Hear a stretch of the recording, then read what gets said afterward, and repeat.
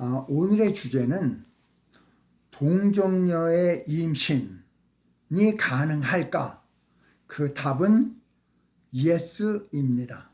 오늘은 제가 지옥, 그 다음에 나중된 자가 먼저 된다, 그 다음에 거인, 네피림과 영웅이란 주제로 말씀드리겠습니다.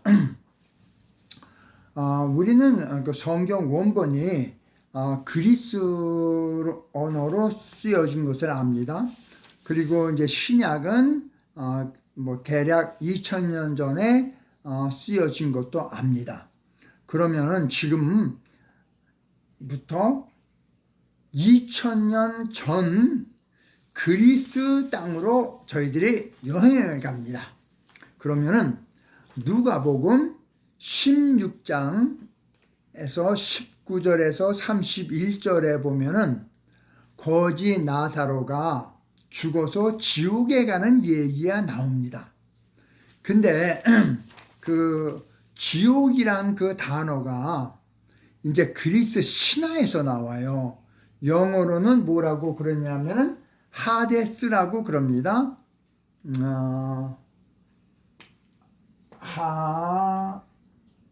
하데스라고 이제 그렇게 얘기하는데, 그러면은 이 하데스라는 얘기는 그리스 신화에 나오는 죽음과 지하 세계를 다스리는 신이고, 또 거주하는 그 장소도 하데스라고 얘기합니다. 그러면은 하데스가 어떤 신인지를 알아보면 될 거 아니에요. 그래서 제가 여기에다가 이미 써놨습니다. 옛날에는 가이아라고 그러는 여신이 있었고 우라노스라고 그러는 여신이 있었는데 여차해서 이제 크로노스하고 레아라고 그러는 남신하고 여신이 결혼을 합니다. 그래서 이제 아기를 낳는데 헤스티아, 데메테르, 헤라, 하데스, 포세이돈, 제우스 낳는데, 여기 보면 하디스가 여기 있어요. 그런데 그 크로노스라고 그러는 신이 이제 그 우라노스라고 그러는 자기 아버지 신을 갖다가 이게 그 남근을 막 그냥 잘라버리고, 그리고 이제 자기가 이 세상을 차지해요.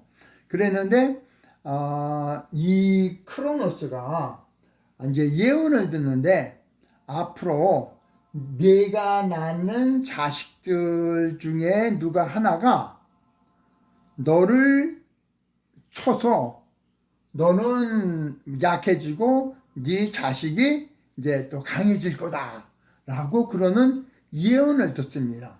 그러니까 이 크로노스가 이제 레아하고 이제 관계를 해가지고 아기를 낳으면은 그냥 먹어버립니다. 그런데 신과 신 사이에 그 낳은 그 애들은 이거는 신이기 때문에 죽지를 않는답니다. 그런데 이제 헤스티아, 데메테르, 헤라, 하데스, 포세이돈까지 다 이제 먹었는데, 이 레아가 가만 보니까 너무 아깝고 너무 서럽고 그런 거예요. 그래서 이번에는 그 마지막 그 낳은 애를 이제 제우스인데, 이 제우스를 이제 담요로 이제 뭐 이렇게 포대기에 싸가지고, 야, 네 새끼다, 먹어라. 그것은 탁 줘요. 그러니까 또 크로노스가 알았어, 그래서 또 꿀꺽 삼켜 버립니다. 그랬는데 실제로는 돌을 삼켜 버린 거지, 이제 제우스는 이제 아기는 이제 삼켜 버린 게 아니잖아요. 그래갖고 이 제우스가 이제 크레타 섬, 그 터키에서 이렇게 밑에 보면 크레타 섬이라고 있어요. 그 크레타 섬에 가서 이제 제우스가 이제 자라요. 그래갖고 이제 제우스가 자라고 나중에 우리 아버지가 크로노스가 우리 형들 누나들을 다 잡아먹었대. 내가 다 구해낼 거야. 그래가지고 이제 뭐 여러 가지 이제 얘기가 나와요. 그래갖고 이제 그 데미스라고 그러는 여신한테 가서 이제 약초를 구하는데 이게 무엇이든지 다 토해버리게 하는 약초입니다. 그래갖고 이 약초를 크로노스에게 먹였어요. 그랬더니 제일 먼저 토해낸 것이 뭐냐 하면은 이제 돌멩이가 튀어나온 거예요. 그 다음에는 거꾸로 포세이돈이 나오고 그 다음에 하데스가 나오고 헤라가 나오고 데메테르가 나오고 헤스티아가 맨 나중에 나왔어요. 근데 이제 제가 이제 그 교회 다닐 때 그 성지 순례한다고 이제 그리스를 이제 한번 갔었어요. 그랬을 때 뭐 가이드가 설명하는데 무슨 소리인지 하나도 모르겠더라고요. 그랬는데 그 이역에 보이는 이 돌멩이요. 이 돌멩이가 소위 말하는 그 델포이 신전에 있는 옴팔로스라고 그러는 겁니다. 이게 바로 제우스래요. 근데 이제 사실이 이제 어떻게 되냐면은 제우스는 제일 마지막이었잖아요. 근데 거꾸로 되다 보니까 제우스는 제일 마지막에 난 자가 먼저 되고 첫 번째가 됐잖아요. 그 다음엔 포세이돈이 됐죠. 그 다음에 헤스티아가 제일 먼저 났는데도 불구하고 먼저 된 자가 나중 된다. 그리스 신화입니다. 이 신화에서는 뭐 부정할 수 없는 사실이잖아요. 제우스가 마지막이었다가 나중 된 자가 먼저 됐고 헤스티아가 먼저 된 자가 나중 됐어요. 이게 그러면은 이제 그 2000년도에 있었던 그 그리스에서는 이거를 제일 먼저 이 신화를 제일 먼저 떠올렸지. 밭에 아침에 간 사람, 오후에 간 사람, 저녁에 간 사람 이런 것이 나중되고 먼저 된 게 아니에요. 이게 먼저 이게 제일 이해하기도 쉽고요. 그 다음에 성경으로 아무리 이렇게 얘기해도 뭔가 좀 찜찜하잖아요. 얼마나 클레어예요. 그 다음에 신과 신 사이의 사람은 이제 죽질 않는다고 그랬는데 그러면은 신과 사람 사이에 난 그 사람도 있어요. 이거를 보고 이제 그 사람과 사람 사이에 난 건 이게 별거 아닌데 신과 사람 사이에 난 거는 이제 죽기는 하지만 거인이 되거나 그렇지 않으면 영웅이 됩니다.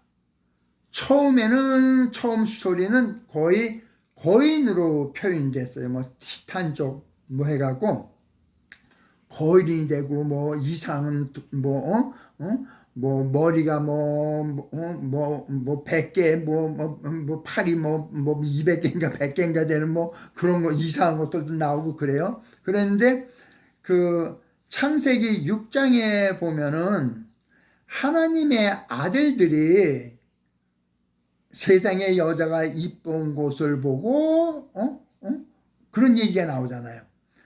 이 하나님의 아들들도 이게 신인 거예요. 그 신과 예쁜 여자들하고 결합해서 난 것이 바로 네피림이고 그게 거인입니다. 이게 신앙인 거예요. 그거 자꾸 이거를 네피림이 있었다.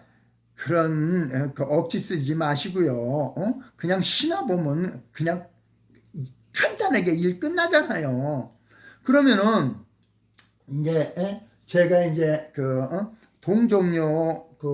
동정녀의 임신이 가능할까? 성령은 신입니다. 신과 여자가 결합했어요. 그럼 신과 인간과의 결합해서 태어난 사람은 영웅인 거예요. 그 당시에는. 그러니까 예수님이 바로 영웅이란 얘기예요. 그렇다고 신하처럼 진짜 난 게 아니라 그냥 신하라고 생각하시면 됩니다. 이게 2000년 전에 그리스 땅으로 돌아가서 얘기하면은 바울이 니네가 이렇게 보니까 모르는 신에게 이렇게 다 써진 것도 내가 봤다 얘기하고 그러는데 바울이 동정녀 얘기는 안 하더라고요. 근데 동정녀 얘기를 해도 그냥 그때 사람들은 그래 왜? 그리스는 신화의 나라입니다. 예수님 바로 탄생 전에 태어났던 알렉산더도 자기가 신의 아들이라고 그랬고, 그 당시에 아우구스투스라고 그러는 이제 로마를 통일한 그 양반도 자기도 아비가 없는 여자 몸에서 태어났다고 그럽니다. 왜? 그때는 다 그 시절에는 다 그랬어요. 우리는 이 역사 공부를 조금만 하면 됩니다. 그러면은 뭐가 사실이고 아닌지를 알아요. 그렇지 않겠어요? 감사합니다.